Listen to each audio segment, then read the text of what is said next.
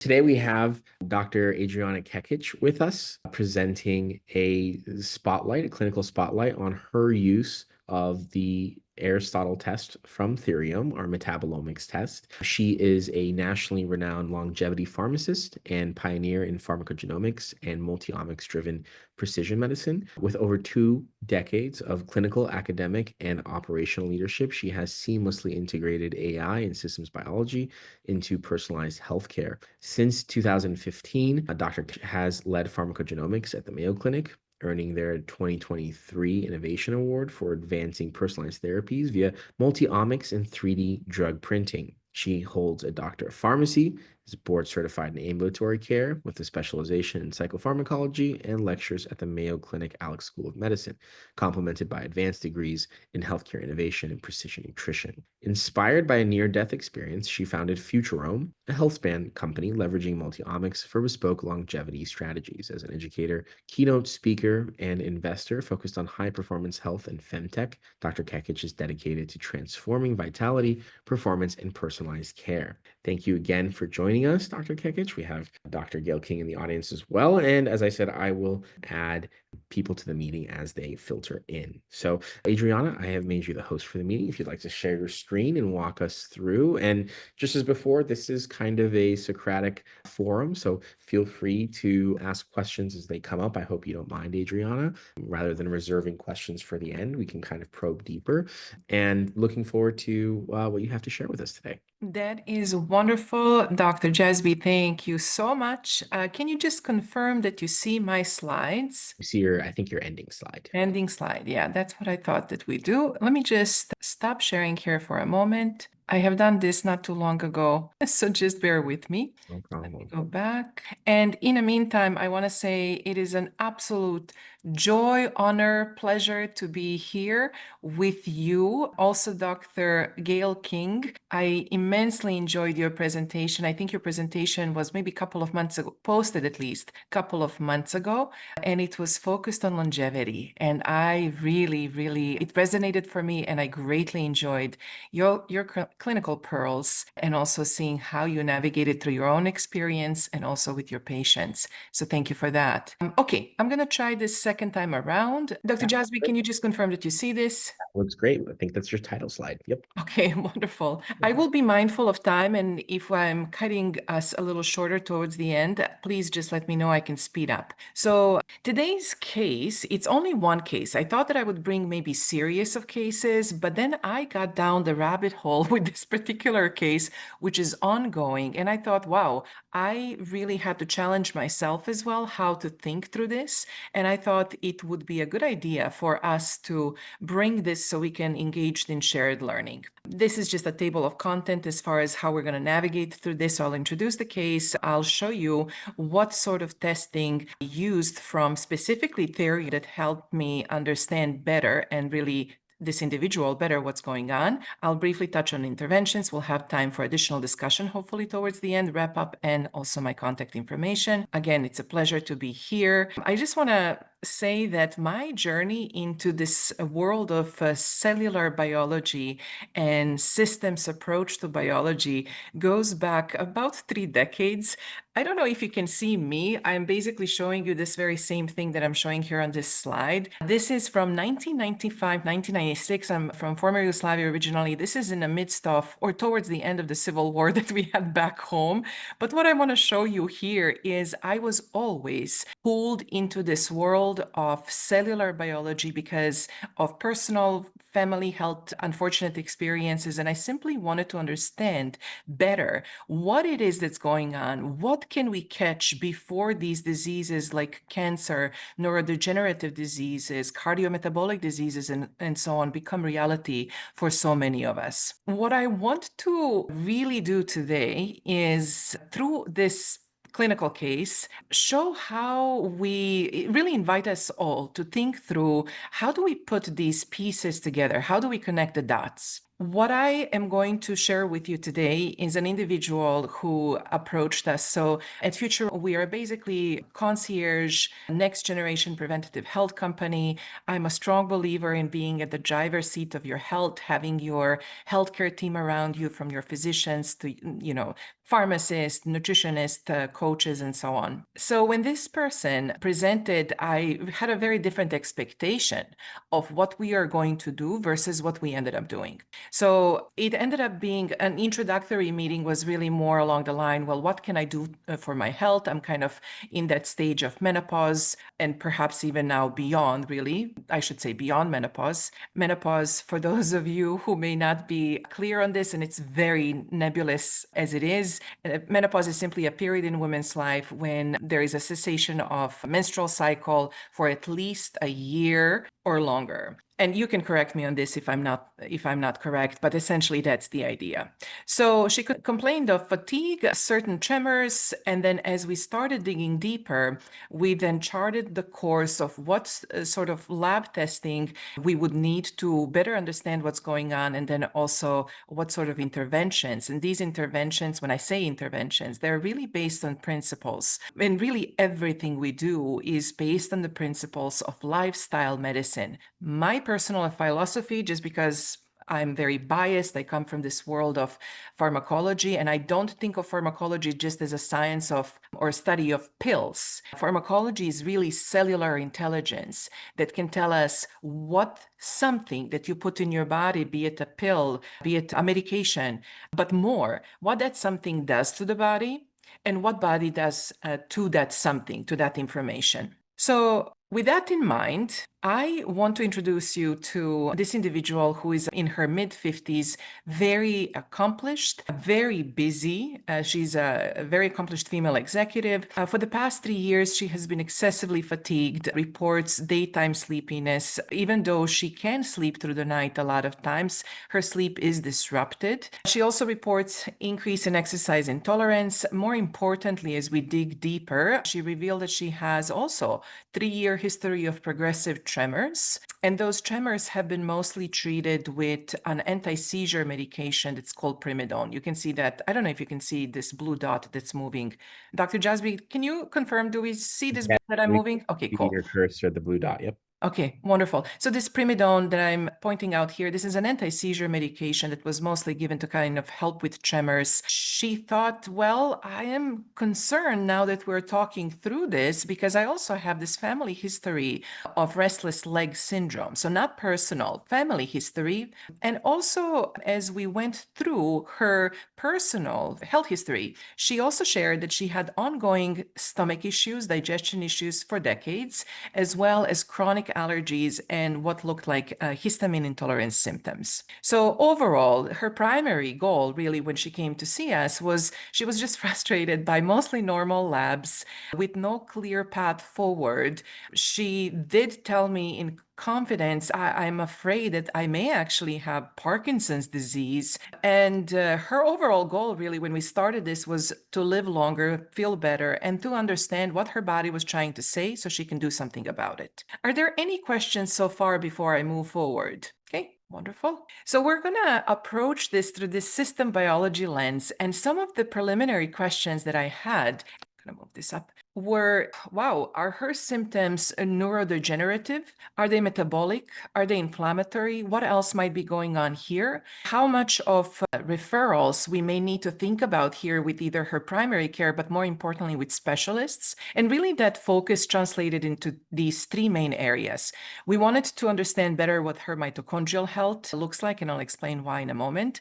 Then secondly, neurotransmitters, what's happening within the gut and brain axis. And again, this gut immune signaling as well. This is important because when we consider conventional testing, we're really getting a small, tiny dot in this mosaic of what are biomarkers, what are molecules and cells and byproducts of cellular metabolism, genes, and all of that really communicate. So just a quick snapshot here would be to say most of us is not us, it's microbes. We have about 100 trillions, whether microbes in and in our body. So they play a really important role, not only for health, but also disease development and direction where that goes. We also have mitochondria in virtually all of our cells, but red blood cells. This is still an evolving area of very hot research right now, but about 1 to 5,000 mitochondria mitochondria per cell. Depending on the cell type, there is sometimes more.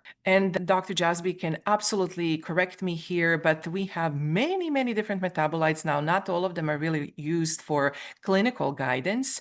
And so one of the reasons that I have, over the time of working with Therium team, really navigated almost as a first step for whoever we see towards the metabolomic testing that Therium does, is because they do really deep insight into clinical biomarkers of metabolic, I should say, clinical biomarkers. And recently I started also leveraging their microbiome test. We are somewhat agnostic in terms of who or what test results we look at. We will look at them and then make a decision. Are those test results really, first of all, validated? Can we use them for our own proprietary algorithm or not? So these two we absolutely do. And I feel very comfortable and confident when I, recommend them to individuals who may need them. So we're going to focus on, or today at least, I'm focusing on insights that we gained from metabolomics and microbiome, just to really illustrate that even with two tests, even with one really, but two tests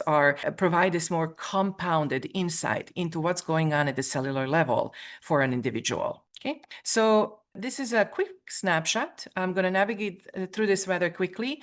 So for this individual, we ordered several tests, including metabolomics and microbiome tests from Therium. Her findings basically show the following. Her metabolic dysfunction was revealed, as well as this MEI index, which is methylation efficiency index. And so that was immediately a red flag for me, which I'll explain why. But the short of it would be the following.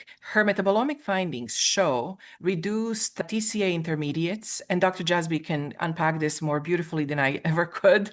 But what that really means is that there is a poor cellular energy production, so that's not good. It also revealed increased lactate, which means typically impaired oxidative metabolism. That's also not good. Also increased markers of oxidative stress, decrease in tyrosine, phenylalanine, and potential for dopamine precursor deficiency, elevated histidine, which is suggestive of this histamine overload, which really jives with her picture of ongoing decades of allergies. And also, all of this is correlated with these energy crashes that she has experienced for many years, as well as now more recent increase in tremors and also allergy flares. Microbiome test at the first, and I forgot to say, obviously, if you have not ordered these tests, I really appreciate, Dr. Jasby, how intuitive this was for me. Even with the first test that I had in my hands, I had some numbers and some, colors that were able to kind of guide me through, okay, wow, what do these results mean? So 100 is an optimal. Her results showed suboptimal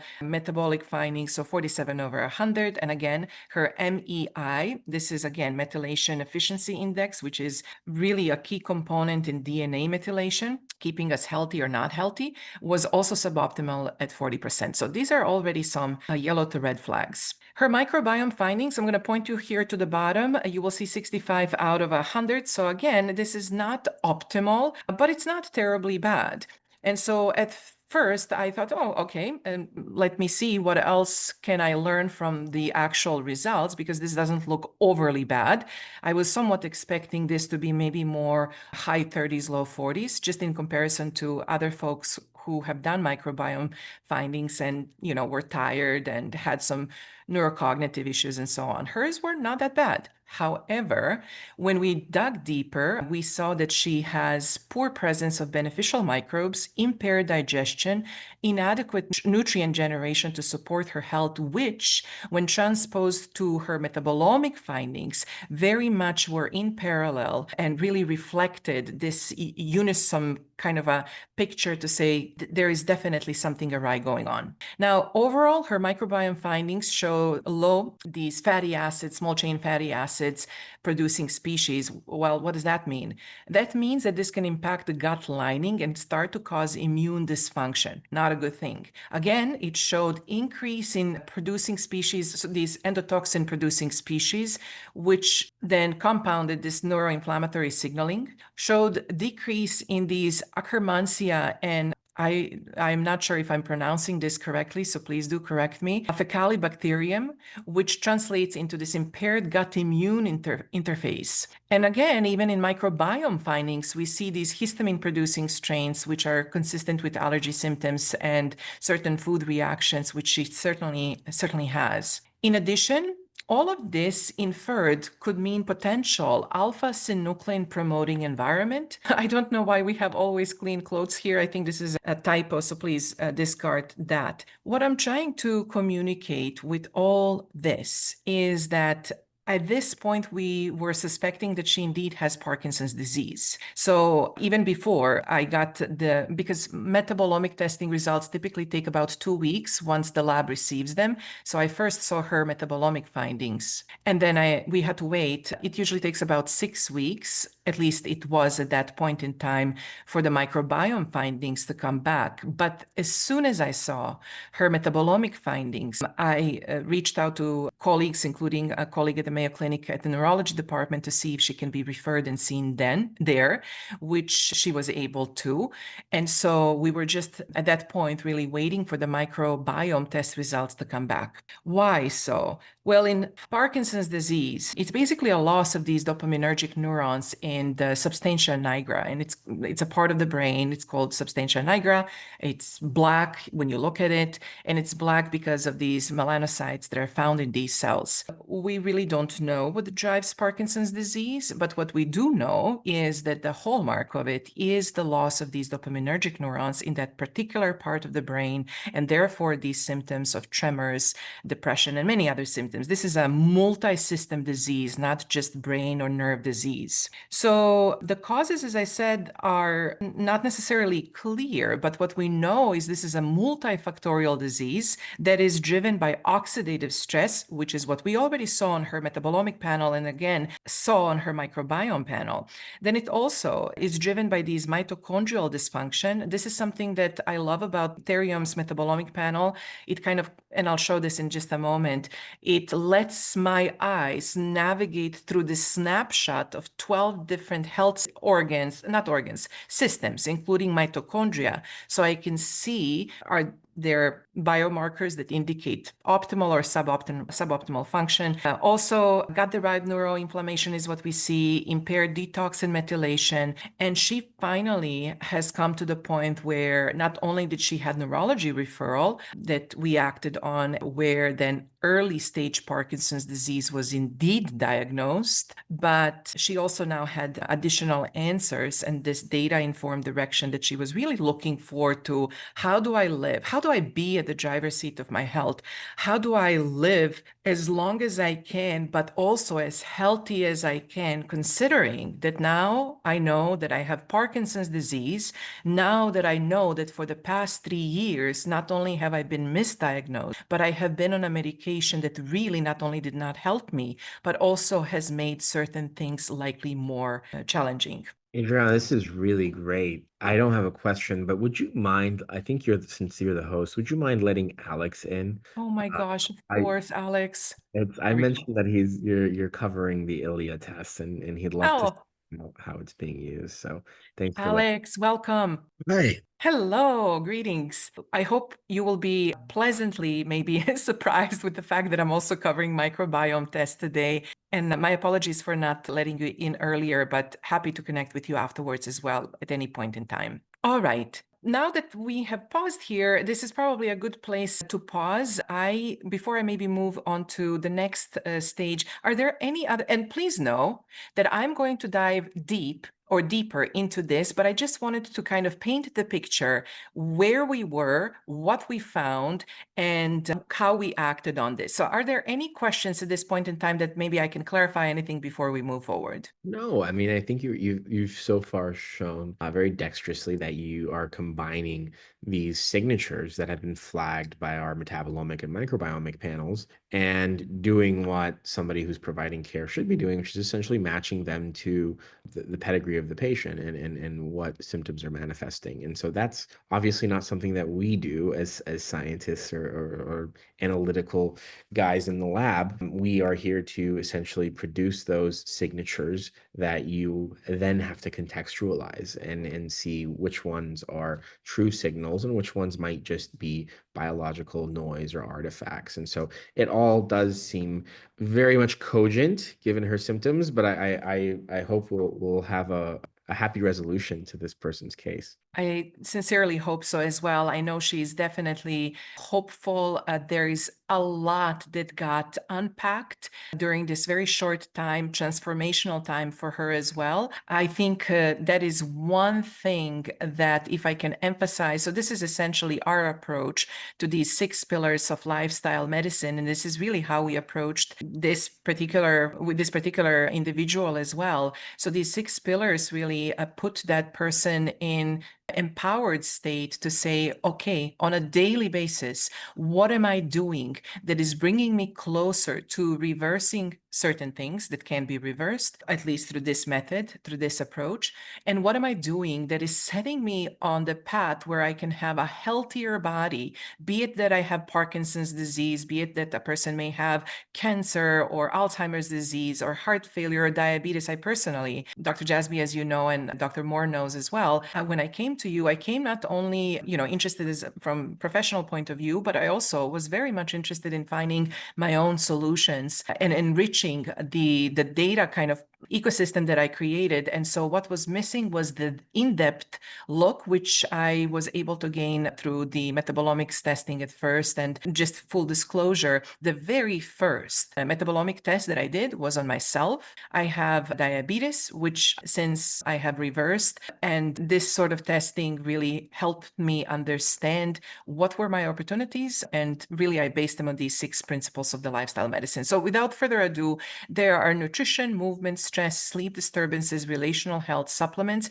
As you can see, there are very specific recommendations here, and I'm going to show you next where many of these recommendations actually come from. So let's dig in deeper. As I said, her metabolomic test results showed several areas of opportunities or improvement, or really, I would say, of concern. If you have never done this test, know that, yes, it's a lot of pages to read through.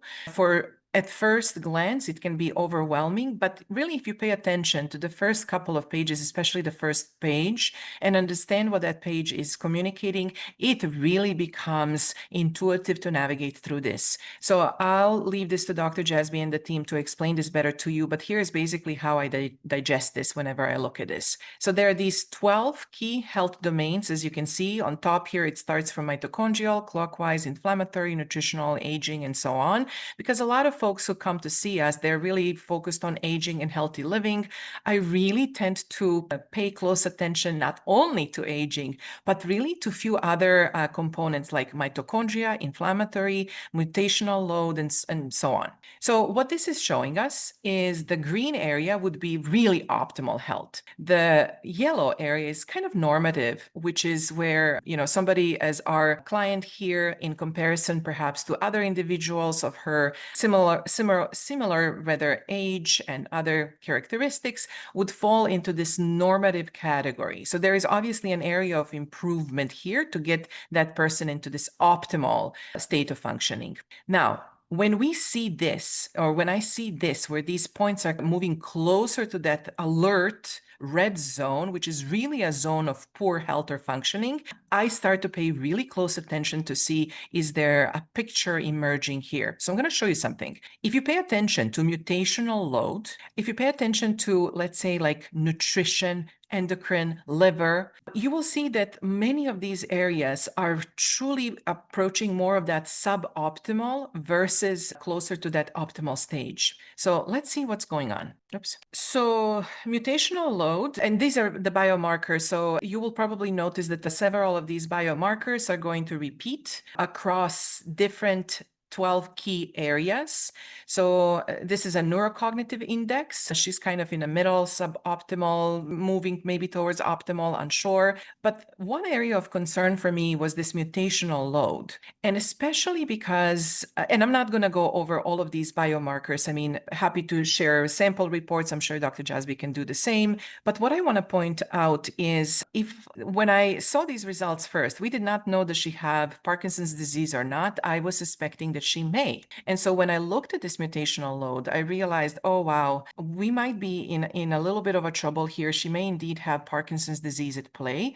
And the reason is she has had several biomarkers, like, for example, let me see here. And I'm so sorry, I know it's difficult to see this, but the DNA repair, look at the adenine, look at the guanosine, look at the N, and then also cyclic AMP and L-tyrosine. L-tyrosine really down the path leads into dopamine. So this also, I want to point out, she had relatively high levels of glycine. What does this all mean? Well, glycine can mean blocked downstream methylation or poor detox capacity. She also had low methylmalonolic acid. If I don't see it on this one, I'm sure that it's going to come up on another one. So this combination of high likely homocysteine, low SAMe, high glycine, low methylmalonolic acid, which can indicate, by the way, suboptimal B12 levels, even despite adequate, nutrition, it can affect all of this. It can affect nerve health. So what I found, this is a more recent add-on, at least it was for me in comparison to last year where I started with Therium. I don't recall having MEI on earlier tests. So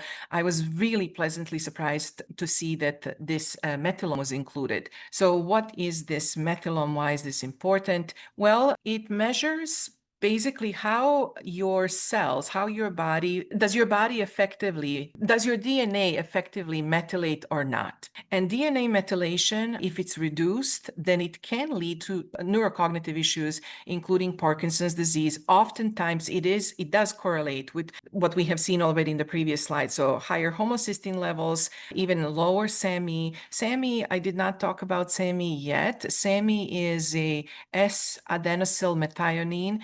It's basically a master metal donor. And so when you have low levels of SAMe, this can absolutely translate in low levels of dopamine. So there is a lot of play here that indicated to me that, oh my goodness, this might be really Parkinson's disease, not necessarily some essential tremor. There are high levels of glycine. Glycine is this amino acid. It provides one carbon. That one carbon is important because it's involved in the DNA methylation. And as you can see here on the left-hand side, and glycine is necessary for SAMe. SAMe, as I said, is this master metal donor. So then we have low levels of methylmalonic acid, which, as I mentioned already, can accumulate in case of vitamin B12 deficiency. And by the way, she was already supplementing with B12. It was just not enough. When you go through the results, as I showed you in previous slides, you can move down into the area of this technology that's called digital twin. Digital twin, you can think of it almost like a computer version of yourself, where all of these biomarkers can go in, and then there are thousands of different iterations that the AI system runs through to say, okay, based on these molecular metabolomics or microbiome signatures, in this space is metabolomic biomarkers. So based on these biomarkers, what sort of interventions would be the most meaningful for this person?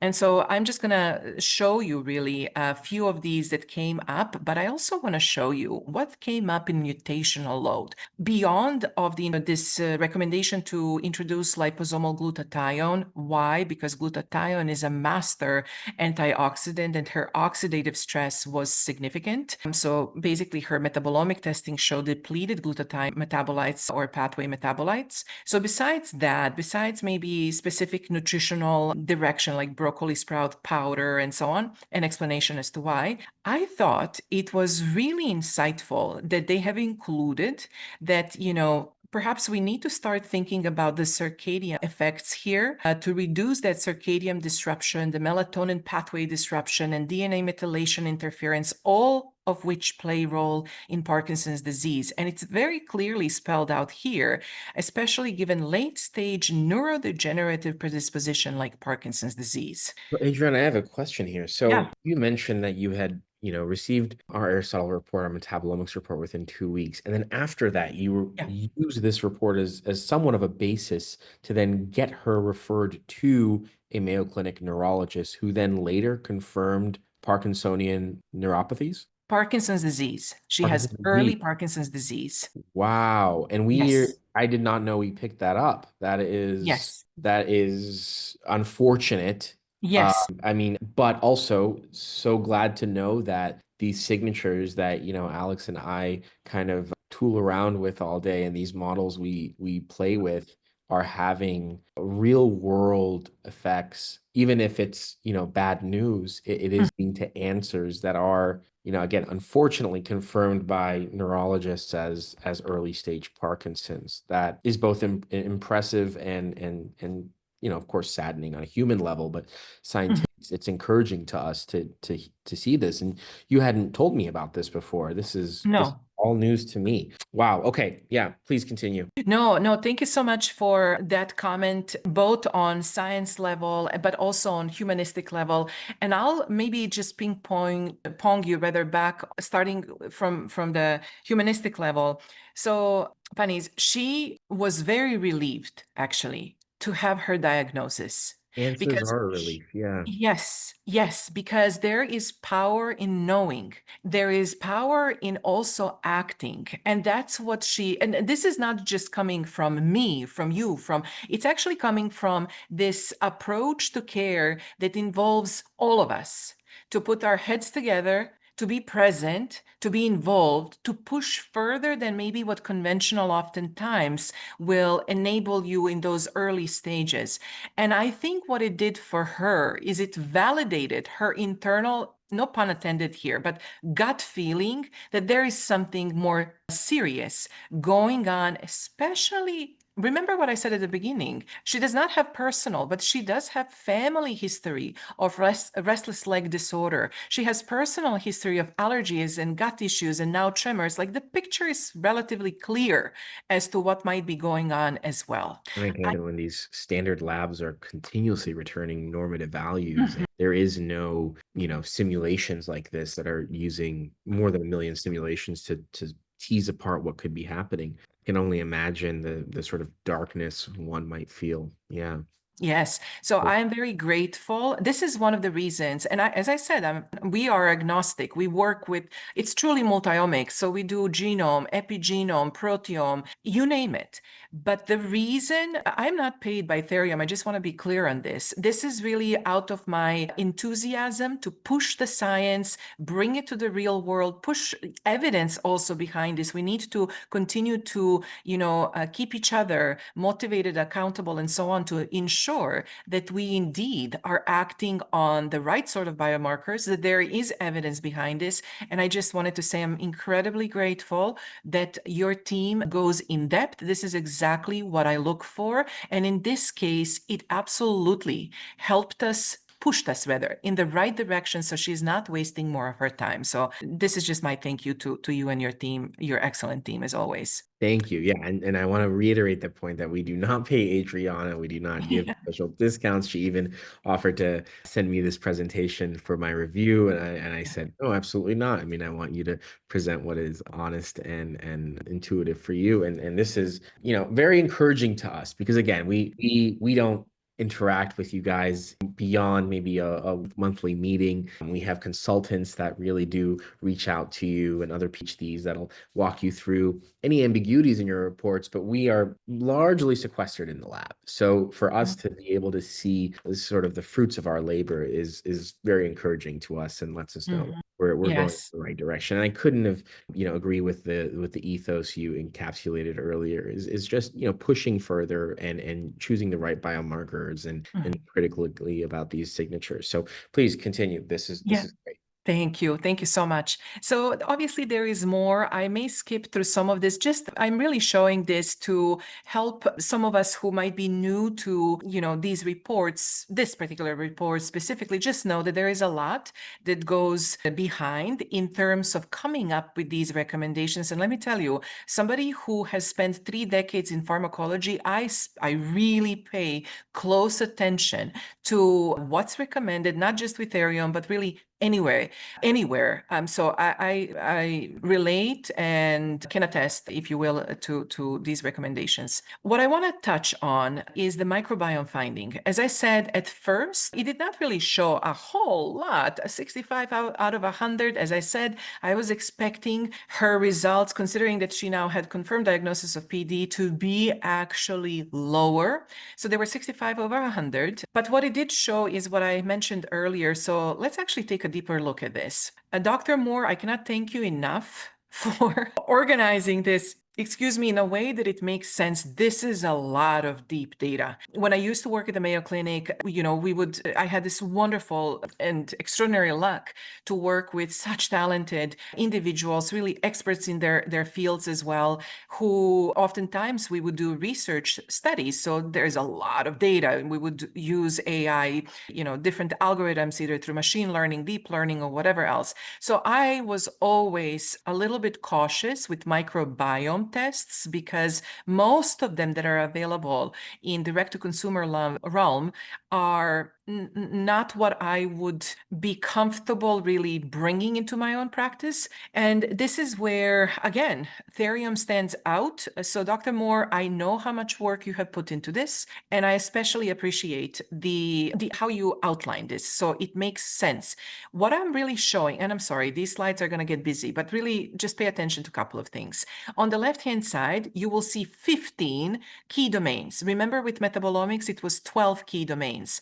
These 15 key domains are not going to tell you brain health, mitochondria. We're talking about the microbiome. So we need to understand this universe of microbiome in the way that clinically it will start to inform us as what's going on. I also want to point out that, again, it's a lengthy report, but typically page 27 or so, there is this digital twinning protocol that you can leverage. You can go there directly if you don't necessarily feel comfortable. I would still encourage you to understand some of the science behind this, just like you would with any lab report. So you're not just blindly acting on this, but really integrating it with other data points. So clinical labs, advanced clinical testing, and so on. Okay, on the right-hand side is kind of a snapshot that's similar to also what you will find with metabolomic panel, 15 key areas.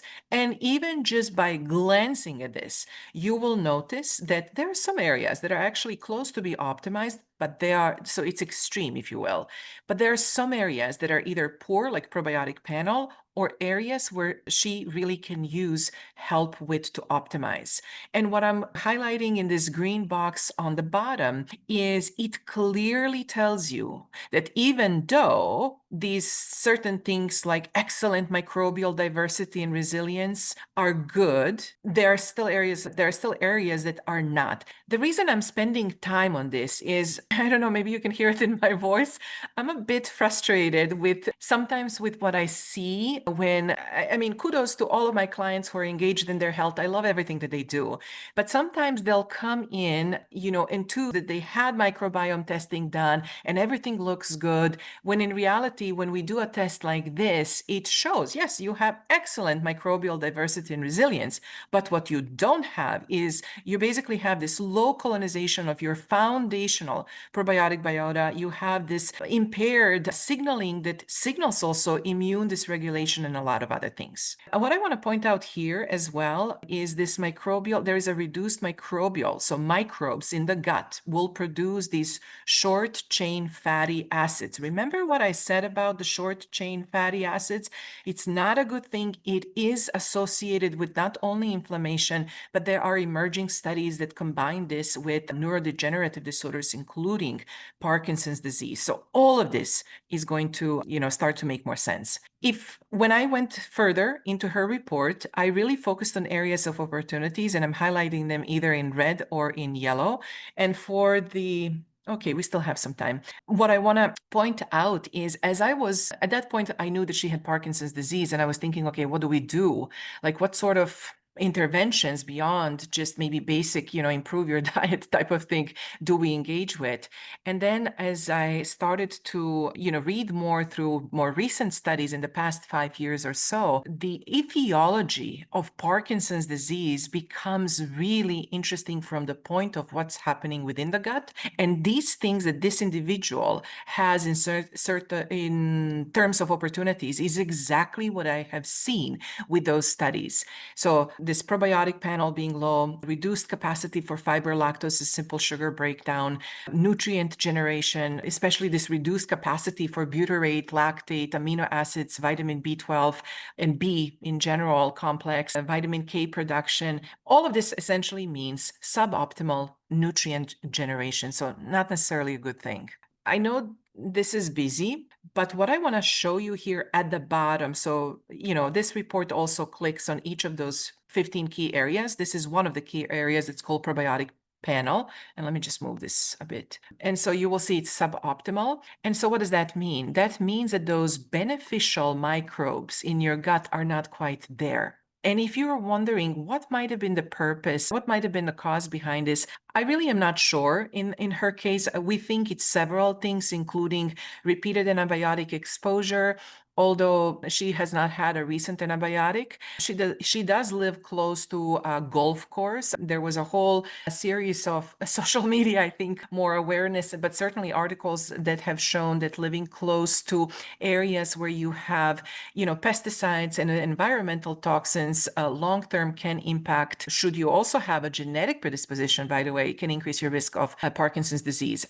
I do want to say we do not have her genome results back yet, but I would be very curious to see, or proteome. So I will be very curious to see once we have those back, how does that all integrate with all of this? At the bottom here, the clinical implication of all of this is that we need to improve her mucosal immunity, metabolic flexibility, and then also there is presence of these certain species in either abundance or low levels, depending on the species. All right. So this is what I'm saying when I said, Dr. Moore, thank you so much. And I know this is very busy, but what I want to do here is just bring both results, both microbiome and metabolomic results together just on one area. And there are many of these areas that overlap. Basically, what I'm saying is what metabolomic results showed me first, as we were waiting for the microbiome results to come back across those 12 different key areas, in many ways has also kind of aligned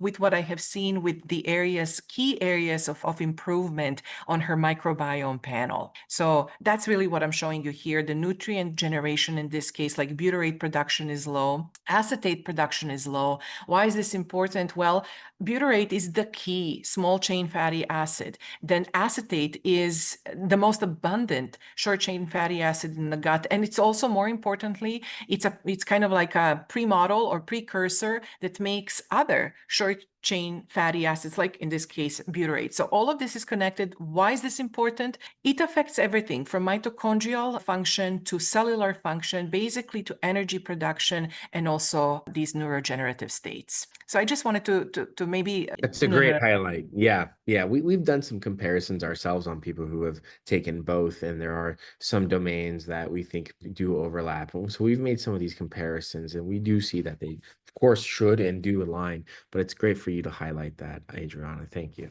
Wonderful. And thank you for reminding me. I am just, enthused to share all of this, and I forget to pause myself. Are there questions as I move along all of this? For me, maybe from Dr. King. No? I will just interject really briefly. And I think, as we see how you've so wonderfully put all this together, it still takes a lot of time. And you're talking about bringing on these other omic layers. The thing that, or one of the prime priorities that we have, is to have these essentially integrated, have these tests talk to each other. We're not a large outfit. So we wear many hats. We do a lot of different things. But as we, move on from our current projects, that is going to be one of the things that we really aim to accomplish. And I think you would be very excited and also save a lot of time on your end. 100%. I'm very excited to hear this. I will be definitely paying close attention to see how you execute on that. Yes, I think that is the key. And one maybe adding on to what you just said, Dr. Moore, what I also thought was very helpful, and to be very honest, now with microbiome tests, a lot of times what I will do first is I'll get a snapshot just to see overall, okay, suboptimal, optimal, but I typically will go down to this pillar approach just so I can wrap my mind around, holy smokes, what exactly is going on with the gut and microbes and everything that has been reported, because it is a lot of pages. So I really appreciate this approach. This is called pillar approach. Is this framework? It's a 6-phase framework. Each letter corresponds to something here like precision, integration, lining, load, adaptation, and resilience. I am not going to go over all of this, but I just wanted to say this is my clinical hack, if you will. This helps me when either I am pressed for time just to kind of get the results. Let's see what's going on with this person, what's really urgent, what's a priority in urgency. Oftentimes I will go here, which really helps me digest the actual report. And I want to point out one more thing here that I thought was incredibly enlightening. You see, under 5, lifestyle and metabolic optimization, issues, Parkinson's related gut-brain axis dysregulation. Again, the microbiome, I did not put when we were registering the test that she has Parkinson's disease. So obviously we have included, allergies, tiredness, tremors. So there is some indication that that might be the case.